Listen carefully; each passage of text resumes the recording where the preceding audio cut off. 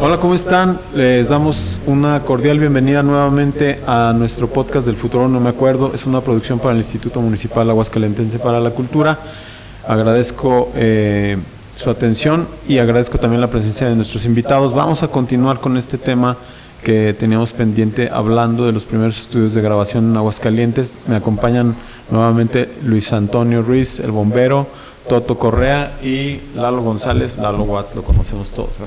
Entonces nos quedamos pues muy al principio de la historia, ¿no? Sí.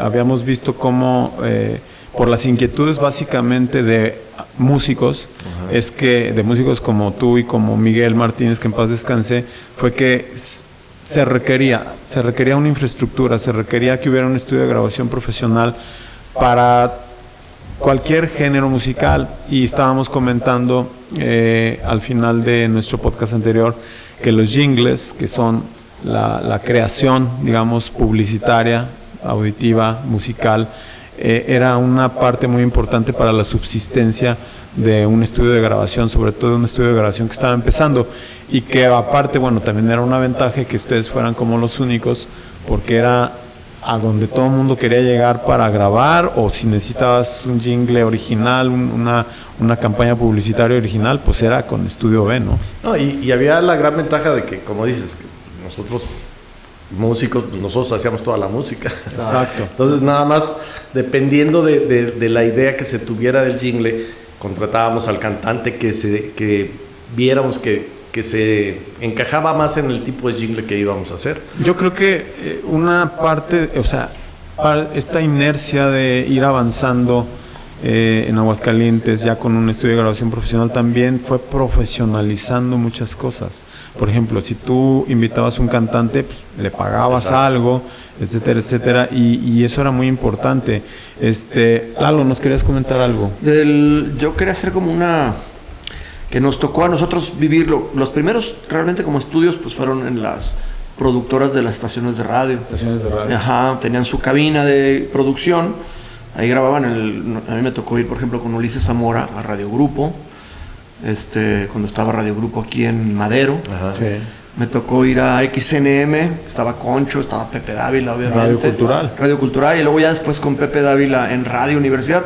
Y los formatos que hace rato platicaba Bombero, eran carrete abierto, dependiendo de 2 a 4 a 8 tracks. Sí, que lo que era lo más 16. Sí, tracks, claro, hasta 16 canales, pero a lo que quería llegar es de que, por ejemplo, los Beatles pues grababan en una cinta, grababan toda la base y luego la reproducían y la monitoreaban y grababan voces y algunos instrumentos de relleno, y era como la especie de pimponear. Los primeros discos de los Beatles, ajá, directo.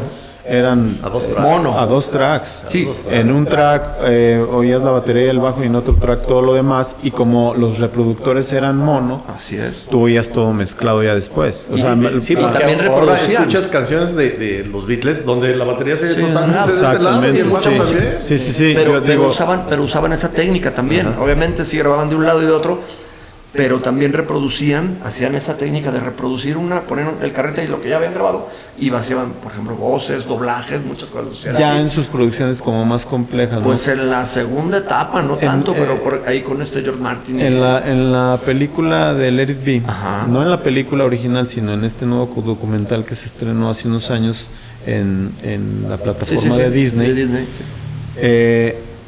Curiosamente se ve que están en los estudios Abbey Road, que tenían como unas salas más pequeñas, pero se ve como lo que están grabando, se ve la máquina de carrete abierto, que es una cinta mucho más gruesa de lo normal, pero luego se cambian de lugar, se van como a un estudio de cine, sí, y dicen, ahí vamos a grabar con el estudio móvil de George.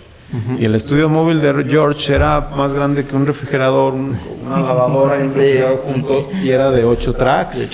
Y eso ya era tecnología la tecnología de más, o sea, sí, era lo más avanzado, ¿no? Incluso al George se le ve así como muy orgulloso de su juguete, ¿no? Nosotros, en nuestro desarrollo que tú mencionas, que todo se empezó en las radiodifusoras, a lo mejor a 2 tracks. Todo directo, todos tocando directo. Todos al mismo tiempo, que nos tocó grabar ahí con Ulises, con los Watts. Yo ya era bajista de los Watts. Pero luego ya con el estudio B ya teníamos 8 tracks. Bueno, primero con ustedes. Pero con nosotros 4. Ese estudio, la verdad, estudio también. Ese fue un estudio que yo creo que no duró ni medio año. Bueno, no duró medio año, pero yo creo que marca un precedente para, yo creo que después del estudio B, porque de hecho nosotros cuando entramos a grabar ahí, nos llevamos la batería, la de Safari, una Simmons, no me acuerdo qué era. Fíjate una que Yamaha. Fíjate que esa batería... pusimos la batería Yamaha. Y luego, me acuerdo bien, porque me tocó a mí estar en la producción y le hablamos a Miguel, queremos que nos ayudes. Y Miguel estuvo como de productor ahí con nosotros. Y era la batería, de hecho hasta Emilio fue a grabar unas sesiones. Digo, Emilio no fue, Ricardo también le ayudó a Emilio García, ahora baterista del Buki, ¿no? Entonces, para mí ese estudio fue un antecedente de cómo se pintaban los estudios. Le echamos ganas, Miguel y yo, incluso le pusimos su pared de tabla roca, su vidrio, y nos pasamos ahí horas pegando cartones de huevo. Y luego pintamos con una compresora del papá de Rafael de la Rosa, que su papá ya ves que era rotulista. Sí. Y se la descompuse. No, pero digo, fue muy divertido, pero como bien comentábamos en el capítulo anterior, la paciencia es muy importante para poder tener el oficio, desarrollar el oficio de producir, y el ser músico te da un plus. Sí, claro. Porque yo recuerdo también que algunos grupos de rock de los años 70 que alguna vez les dejaron o les dieron chance, les dieron espacio en la televisión comercial, en Televisa, etcétera, etcétera, sonaban horrible en vivo, porque los ingenieros que estaban ahí o eran músicos muy arcaicos que estaban acostumbrados como a un formato muy suavecito o muy light. No estridente, pues. Que era lo que llegaban los grupos de rock con la distor y el baterista tocando. Hay un punto Digo, porque los grupos estaban acostumbrados a tocar sin PA en los 70s. Sí. Tocaban durísimo, con amplis. Claro. Y también hay un punto, la referencia que tenían como tal. Justo la referencia. A veces en un estudio precario de televisión de aquellas épocas, pues no tenías manera de meterle a una bocinita de una televisión, o sea, como que la parte técnica de sacar no había... Debió de haber sido alguno de los casos que suenan medio feo, ¿no? Claro, sí.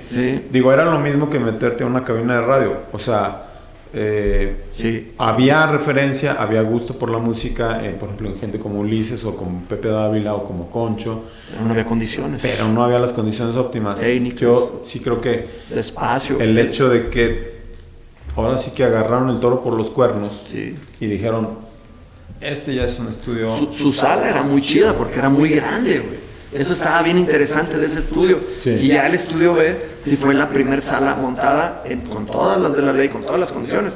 Nunca se me olvidó el día que Miguel me dijo, ¿sabes qué, cabrón? Hemos vivido en el engaño porque estábamos desfasados. No, es que es parte de la experimentación, parte del aprendizaje. Y eso sucedió... Nos hablaron de la maquiladora de discos. Claro, ahí se dieron cuenta. Ahí nos dimos cuenta. Y luego nos habla y dice, oye, pues, es que la música está desfasada, y luego nos volteamos a ver y yo sí va a tiempo.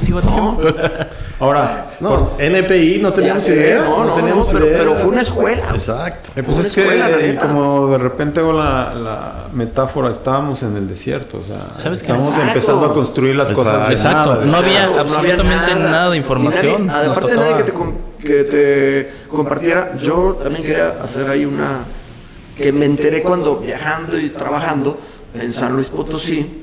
Un día me tocó ir al estudio del ingeniero Fernández. Ajá. No manches. Pues ese estudio ahí en San Luis, ¿sí lo conocen? Es una fregonería, güey, la neta. La tecnología que tiene que tuvo en su momento, me platicó su hijo, que es cuate, que su papá vino a asesorar cuando hicieron el Canal 10 aquí. Él fue de los que los vino a ilustrar cómo funcionaba y cómo hacer el audio. Fue el ingeniero responsable del audio cuando se hizo el Canal 10. Entonces, por ejemplo, en San Luis Potosí había ese estudio que marcó una época. Ahí grababan los Gafas, grabó muchísima gente.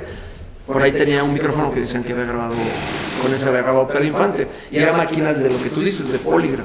Órale. Tenía máquinas, sí, tenía ahí todo un súper. Ahora, por mucho tiempo el estudio B fue como el estudio, ¿no? Sí, claro, y se llegó a ser incluso famoso pues, en la región, ¿no? Sí. Muchos grupos, no nada más de aquí de Aguascalientes, sino de la región, vieron la accesibilidad de ya poder tener un estudio de grabación profesional disponible, y el estudio de B fue evolucionando. Yo recuerdo varios formatos, después vamos a hablar de los formatos de grabación, etcétera, pero ahora quiero enfocarme un poco también en Toto y en Lalo, los inicios de sus propios estudios, o no sé qué estudio fue después del estudio B, qué estudio fue el que apareció después, que ustedes recuerden. Yo de lo que me acuerdo, Toto, te metiste a grabar con Miguel.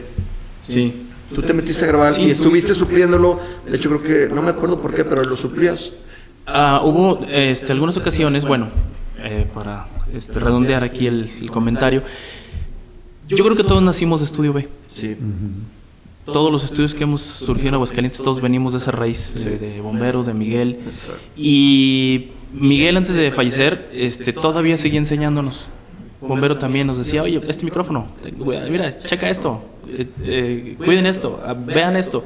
Siempre han sido ellos como nuestros guías en la cuestión de grabación, cosa que pues les hemos agradecido toda la vida, ¿no? Porque son los pioneros. Sí, la neta sí. De ahí de Estudio B. Y fíjate que en ese sentido muy importante, porque pudieron haber sido herméticos. Exacto. No les paso la información. No. Nosotros somos los que aquí ganamos, es nuestro business, y Yo le decía a Miguel, el compartir todo eso es muy importante. Claro. Para el crecimiento y el desarrollo. yo le decía a Miguel, yo hago los de rock, ya te vas a quitar de broncas, güey. Sí, yo hacía los gruperos, Perdón. así es que no había bronca, ¿verdad? Sí, pues, digo, afortunadamente tuvimos esa escuela que ellos iniciaron, y más las ganas de cada uno, ¿no? La pasión que también de ver del botón, de la cinta, de lo que pasaba, la vocación, lo que el gusto, como ¿no? músicos, grabar y todo. Teníamos, bueno, yo inicié grabando en el 89, 88. Con un portaestudio también, un famoso Tascam.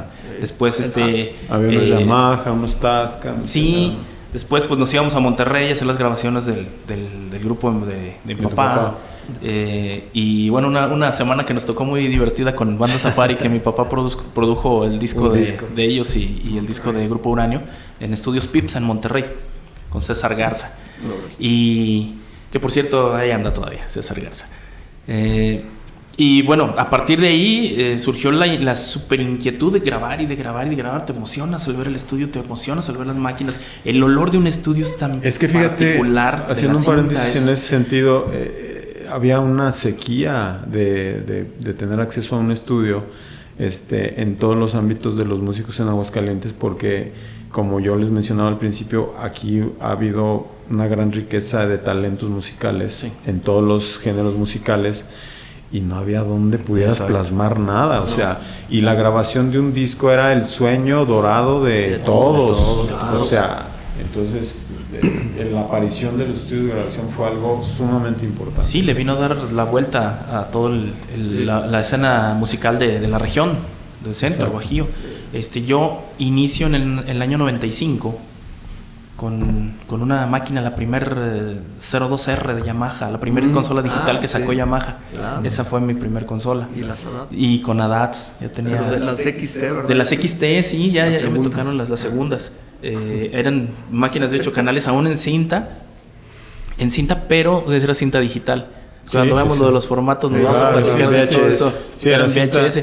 Y era un agasajo grabar ahí ya el primer sistema digital. Ya era la moda. Y en Plaza Cristal, ¿verdad? Estaba en Plaza Cristal, ahí duré 20 años. ¿Ahí empezaron? Sí. ¿Fue el primero de ustedes? Fue el primero. Yo me acuerdo. ¿Quién fue primero? O sea, el después de Estudio B fue tu estudio. Sí, fui yo. O sea, más o menos en qué año estamos hablando de Estudio B. Nosotros empezamos en Estudio B hace 36 años. ¿Qué fue en el 89? 89, 90, ¿no? 89, 90. ¿Y ustedes? Yo 95. 95. ¿Tú, Lalo? Yo empecé con el portaestudio ya en forma ahí donde estuve 32 años. Tú empezaste con un mini estudio Sí, y una con un consola Tascam que en el- estaba en una estación de radio, ¿verdad? Sí, ya lo que después era- yo le vendí una mezcladora. ¿Cómo? Que yo te vendí una Tú me mezcladora. vendiste una mezcla, sí, claro. Una, Y micro. que era una Mackie. Una Mackie, sí. La Mackie, Sí, sí, sí. esa te la Y yo vendí empecé como 91, 92 porque yo trabajaba, me fui a San Luis a tocar con los que eran Gafas, y lo voy a decir, pero ya al cabo que ya pasaron los años, trabajamos en una feria ahí, y estaba bien chistoso porque el guitarrista Braulio Sánchez tenía el portaestudio. Entonces pues, yo iba y venía en el 90 y le pedí el portaestudio para empezar a hacer cosas. Y estos güeyes se la pasaron, nunca me pagaron. Se la pasaron, se mamaron la paga en la cantina, perdón por el. Ya cuando les dieron puros recibos. Exacto, güey, mira. No, sí, así exacto, güey. Llegabas al bar y no, güey, mira. Solía pasar, tus amigos deben tantas cuentas, cabrón. Entonces, hasta nos salen debiendo. Y dije, no, préstame tu porta, güey. Y ahí fue cuando le di el porta estudio bien duro. 91, güey. Yo empecé. Y sí, lo mismo, también a los restos, que eran unos amigos, en paz descanse Lalo, el que cantaba, me ayudaron a hacer toda la infraestructura. Y luego ya Temo Sánchez Lazalde me puso la tabla roca, el Jerry el de Blaster me puso el vidrio, y así me armé, pero empecé en 90, 91. Llegamos a grabar ahí algún demo del Querríe, ¿no? Ahí grabamos 2 demos del Querríe, unos acústicos y el tercer disco que nunca salió. Pero tu estudio empezó como más... ¿En forma? O sea, el mini estudio pues era un formato en cassette todavía. Sí. Y luego ya brinqué a la edad. De ahí brincaste a la edad viejo, a los negros. Porque, a los primeros. Déjame recordar una parte que yo recuerdo que ya tenías así como armadito ahí tu estudio, que era una cosa como no tan profesional, sí. Era más casero. Más casero. Y grabamos ahí algunas cosas y de repente estábamos enfrascados en el Querríe al último, ya habíamos grabado los 2 discos, incluso estábamos preparando el tercer disco. Ajá. Ya más centrados en los 90s, y de repente tú y Hugo Díaz se me desinflaron y me dijo, no, yo ya... Pero eso ya fue en el 96. Por eso. 97. Pero acuérdate que grabábamos. Pero todavía tenías el estudio así en una forma medio todavía no tan pro, no tan formal. O sea, ya después de eso, cuando saliste del Querríe, como que le empezaste a echar más ganas. Sí, le metí más. Y ya pues fuiste armando el estudio más. Digamos que si yo la edad lo compré en el 94, güey, y empecé ahí a darle.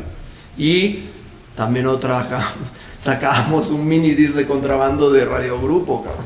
Entonces era hacer un demo o hacíamos las grabaciones, y para vaciarlo a un formato, pues no tenías otra cosa donde vaciar. A minidisc. Entonces en minidisc, en Radiogrupo, a las 7, 8 de la noche nos prestaban uno, lo sacaban de contrabando, güey. Toda la noche en joda y en la mañana irlo a entregar. Claro.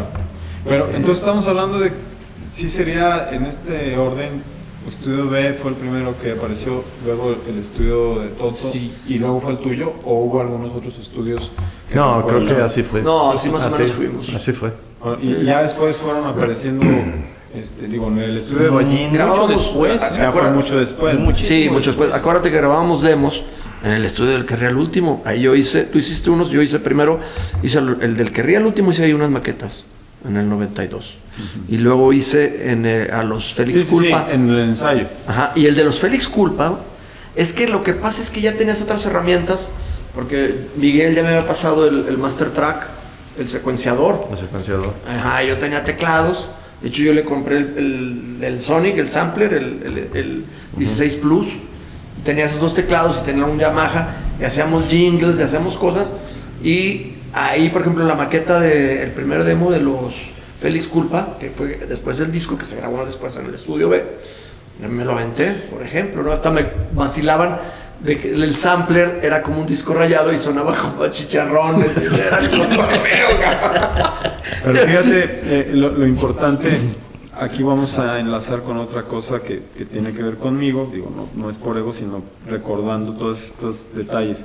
Con la aparición de Estudio B, ajá, apareció el primer disco del Querríe al último, que fue en formato de cassette, que lo produjimos por completo en Estudio B, y que por fortuna nos quiso distribuir, yo creo que la disquera independiente que ha habido en México más importante en cuanto a música alternativa, que fue Lejos del Paraíso, que después se llamó Opción Sonic. Opción Sonic. Con el Mundo Navas. Con el Mundo Navas. Apareció ese primer CD, otros grupos locales también empezaron a intentar eso. Y a mí... Del rock fue el primero. Sí, del rock fue el primero, el del que indudablemente. Pero no nomás esto, sino que surgió también en mí la inquietud de, como ya habíamos ido a la batalla de las bandas de Rocotitlán con el primer último, y el premio era grabar un disco. La explosión rockera. Yo repliqué ese concurso con sus variantes para que fuera local, y el premio era grabar en una semana en Estudio B.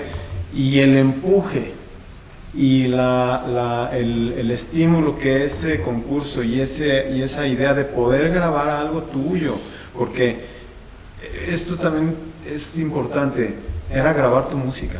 Exacto. Como fuera, pero aunque estuviera en pañales tu desarrollo compositivo como creador, era grabar, plasmarlo, música. Claro. Y muchos grupos de aquellos años tuvieron su primera oportunidad de pisar un estudio profesional a raíz de la explosión rockera y del Estudio B. Claro. O sea, como un esfuerzo que sale de una o dos personas se va expandiendo y creando cosas nuevas. Y todo el mundo ya estaba con la idea y con la convicción y con la seguridad de que estabas ensayando y estabas formando una banda y que podías grabar un disco y que podías sacar un disco a la luz. Eso no sucedía en los 80s ni en los 70s. En los 70s y en los 80s eso era primero te tienes que meter a estudiar música para que tengas manera de saber qué vas a hacer. Yo, al menos en mi caso, era eso de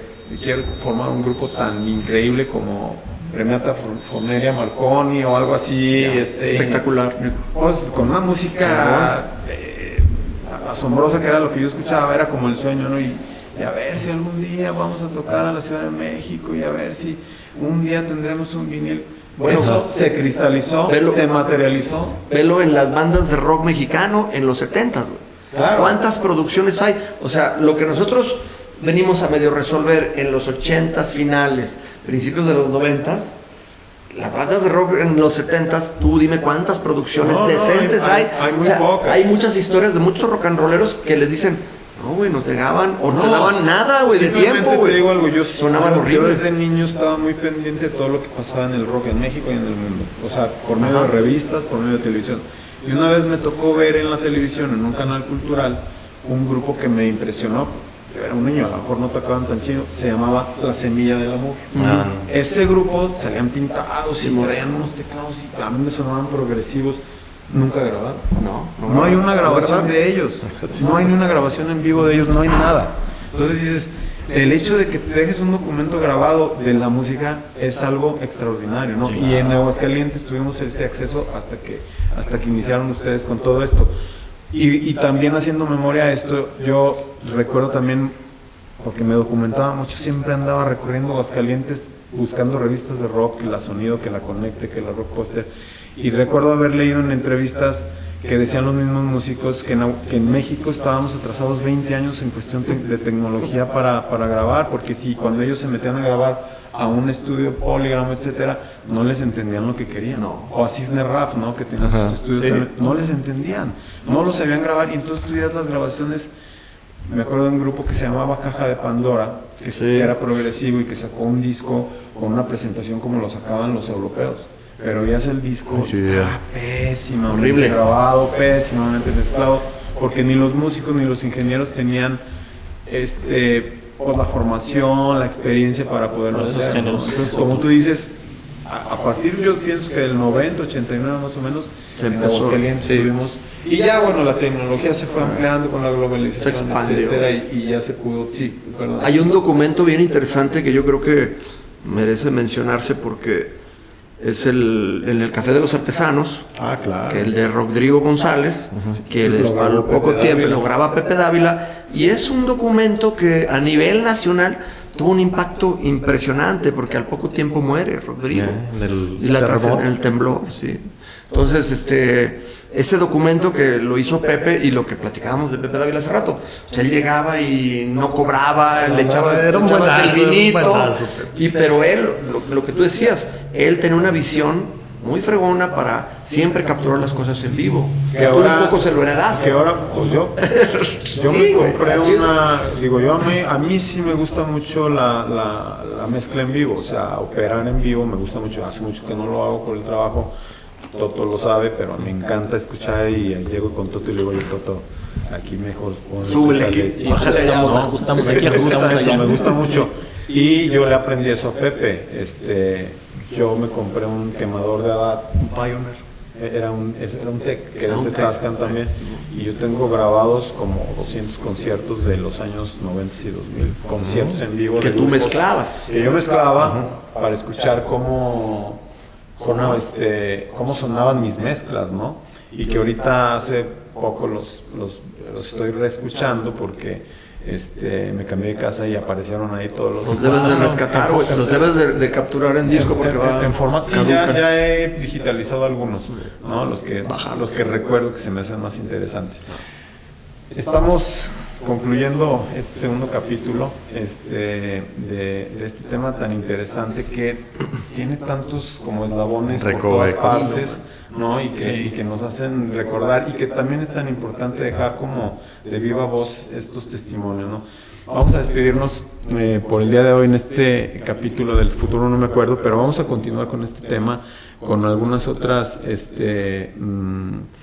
cosas interesantes que tenemos que mencionar, como por ejemplo los formatos en los que se ha ido evolucionando y qué tanto es una evolución y qué tanto no es tanto, las facilidades que la tecnología nos ha ofrecido a últimas fechas. Lo vamos a ver en un próximo capítulo. Yo les agradezco a nuestros invitados nuevamente que nos acompañen y que nos compartan todos estos recuerdos, estos testimonios, y espero que nos veamos muy pronto también con ellos en el próximo capítulo del futuro no me acuerdo. Yo soy Abraham Velasco, muchas gracias, hasta luego.